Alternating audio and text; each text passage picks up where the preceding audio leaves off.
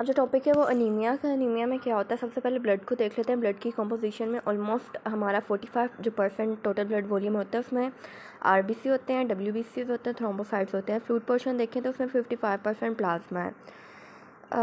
Plasma में क्या क्या चीज़ें आ जाती हैं, water, protein, nutrients, hormones etcetera. Buffy coat में थोड़ा सा देख लें वाइट ब्लड सेल्स, प्लेटलेट्स आ जाते हैं, और हेमाटोक्रिट में देखें आरबीसीज आ जाते हैं। नॉर्मल ब्लड में जो फीमेल्स हैं उनका 37 to 47% हेमाटोक्रिट होता है, और जो मेल्स हैं उनका 42% to 52% हेमाटोक्रिट होता है। एरिथ्रोसाइट क्या है, ये आरबीसीज क्या होते हैं कि राउंड शेप में होते हैं, टॉप व्यू में ये दिखाया हुआ है। एंटीजन कंटेन करते हैं, और ये न्यूक्लियर होते हैं। जब ये छोटे होते हैं, बेबी होते हैं, तब इनके अंदर न्यूक्लियस होता है, लेकिन बड़े होते हैं तो इनका न्यूक्लियस ख़त्म हो जाता है। सेमी परमिएबल मेम्ब्रेन होती है, और ये बाइकनकेव डिस्क होती है, फ्लेक्सिबल होते हैं। फंक्शंस क्या होते हैं, ऑक्सीजन को ट्रांसपोर्ट करते हैं टिश्यूज़ में, और टिश्यूज़ में से जो कार्बन डाइऑक्साइड होता है वो आगे तक ले जाते हैं। लाइफ स्पैन 100 to 120 डेज़ होती है। फ्लैट होते हैं, मैक्रोफेजेस से डिस्ट्रॉय हो जाते हैं, और या फिर ई सेल से। 33% of RBC cell mass consist of haemoglobin. Anaemia क्या है कि कोई भी ऐसी बीमारी जिसमें जो हमारे रेड ब्लड सेल्स हैं वो कम हो जाए, या फिर उनकी जो ऑक्सीजन कैरिंग कैपेसिटी है वो कम हो जाए। ये एज, जेंडर, एल्टीट्यूड, स्मोकिंग या प्रेगनेंसी स्टेटस पे डिपेंड करते हैं। सेवेरिटी देखें जाए तो माइल्ड अनीमिया की हो जाती है 9.5 to 13 ग्राम पर डेसीलीटर अगर आ रही है रेंज इसकी, तो ये माइल्ड है, कोई सिम्टम नहीं होती, और ये मोस्टली इतना लोग ट्रीट नहीं करते हैं। मॉडरेट में 8.0 to 9.5 आ जाए तो ये मॉडरेट है, और मतलब इसकी मैनेजमेंट करनी चाहिए। फेयर में 8.0 से कम हो जाए तो ये लाइफ थ्रेटनिंग है। क्लासिफिकेशन देखें तो हाइपोप्रोलिफरेटिव अनीमिया, हेमोलिटिक अनीमिया और ब्लीडिंग अनीमिया। सबसे पहले कॉजिंग क्या हो सकते हैं कि कॉजेज़ क्या हो सकते हैं, ब्लड लॉस हो सकता है, या फिर फॉल्टी या फिर decreased red blood cell production है अनीमिया को, या फिर रेड ब्लड सेल की डिस्ट्रक्शन से। किस वजह से हो सकता है कि हम कोई एसेंशियल विटामिन नहीं ले रहे, कोई इंटेस्टाइनल डिसऑर्डर आ गया, प्रेगनेंसी में भी कम हो जाता है, क्रॉनिक कंडीशन या फिर फैमिली हिस्ट्री वगैरह, एज वगैरह भी फैक्टर्स आ सकते हैं। अब अगर फेयर अनीमिया तो उसमें फेंट हो सकता है, chest pain, angina, heart attack हो सकता है। बाकी वैसे क्या होता है कि आइज पेल हो जाती हैं, स्किन पे भी पेलनेस आ जाती है, शॉर्टनेस ऑफ ब्रेथ का मसला सबसे ज़्यादा कॉमन होता है, स्टूल कलर चेंज हो जाता है, फटीग, डिजीनेस, ये सब चीज़ें कॉमन है। आयरन डेफिशिएंसी अनीमिया में देखें तो मोस्टली जो हमारी आयरन की रिक्वायरमेंट्स है ना डेली, वो मेन की नॉर्मल आयरन की जो मेन की रिक्वायरमेंट है 3.5 ग्राम मेल्स के लिए, 2.5 ग्राम फीमेल्स के लिए है।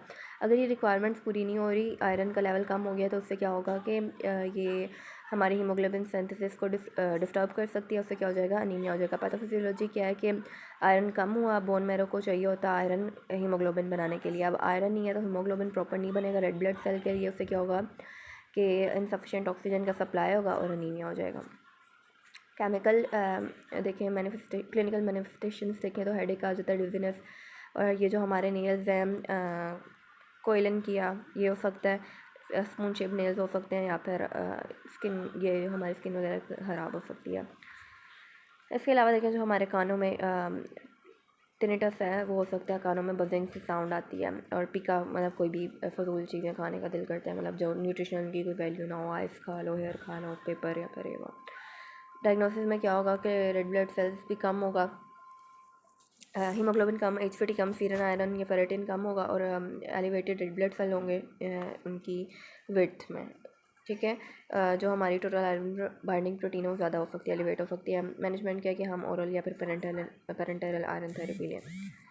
इसके अलावा एप्लास्टिक एनीमिया आ जाता है, ये किस वजह से हो सकता है, बोन मैरो हाइपोप्लेजिया की वजह से, या फिर एप्लेजिया, जिससे क्या हो सकता है पेनिसाइटोपिनिया। पेनिसाइटोपिनिया क्या है, इनसफिशिएंट नंबर ऑफ आरबीसीज, डब्ल्यूबीसीज एंड प्लेटलेट।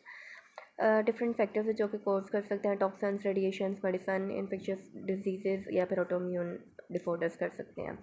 इसके अलावा देखा जाए तो हम इसमें क्या आ सकता है, स्किन पेल हो सकती है, या फिर थ्रोम्बोसाइटोपिनिया हो सकता है, लो प्लेटलेट काउंट हो सकता है, ल्यूकोपिनिया हो सकता है, हमारा डब्ल्यूबीसी काउंट कम हो जाए, तो रेटिकुलोसाइटोपिनिया हो सकता है कि हमारे रेटिकुलोट्स हैं जो कम हो जाए, मतलब इमेच्योर रेड ब्लड सेल रह जाए।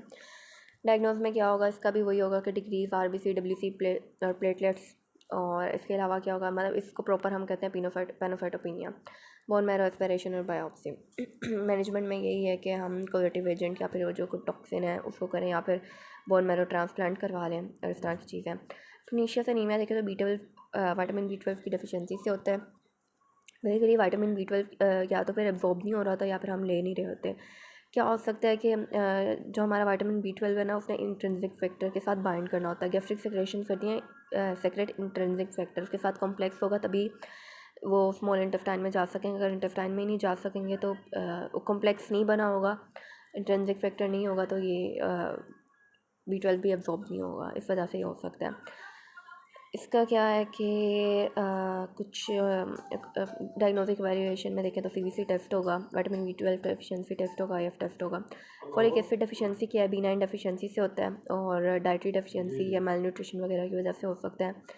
इसके अलावा अब क्या चीज़ें आ सकती हैं, फटीग, वीकनेस, पैलर, मतलब स्किन जो हमारी हो जाती है। और फॉलिक एसिड डेफिशिएंसी से और भी जो डिजीज़ हो सकती हैं वो सोर टंग हो सकती है और हमारे क्रैक्ड लिप्स हो सकते हैं।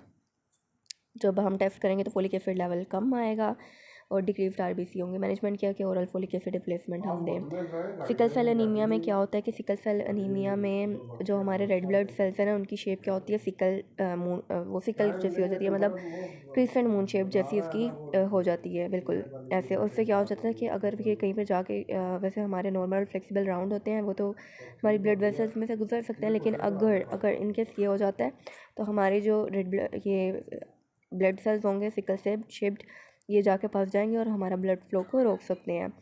इसके अलावा साइन एंड सिम्टम्स में देखें, chest pain, difficulty breathing, strokes और जॉइंट पेन वगैरह आ जाती है। डायग्नोस्टिक वैल्यूएशन में ये है कि लो हेमाटोक्रिट होगा, सिकल सेल या फिर ऑन द स्मीयर होगा, शेप चेंज हो जाएगी इनकी। मेडिकल मैनेजमेंट में ये है कि हम फोकस करें कंटिन्यू, इस पर इतना अभी है नहीं है, रिसर्च कंटिन्यू चल रही है और इसमें डिफरेंट ट्रांसप्लांट या थेरेपीज़ वगैरह आ जाती हैं, वो हम कर सकते हैं।